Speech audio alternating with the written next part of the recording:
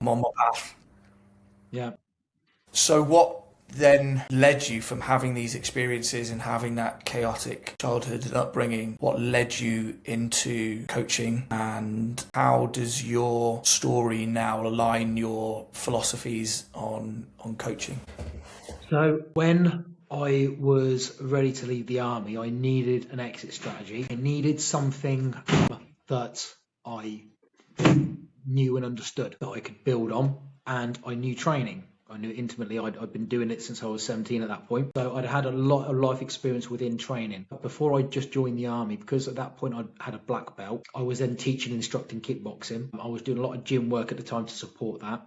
So when I seemed like I know this so well, going into personal training is an easy route through for me. At that time, I wasn't even thinking about the coaching. It was just personal training, because there's a gulf of difference actually.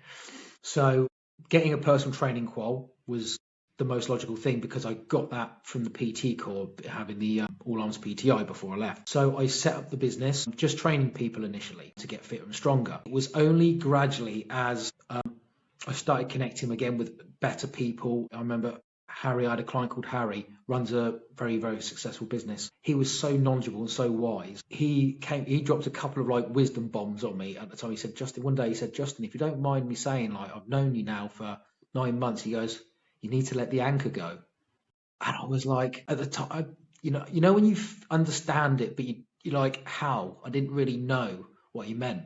And he was like, it's holding you back. You are worth so much more, but it's holding you back. And I just did not know how to pull up that anchor. That was probably the start of me lifting up that anchor, ironically. We'd have conversations, and another nudge on the anchor was have a conversation with your old man, because there's some stuff there that hasn't been kind of like pulled up.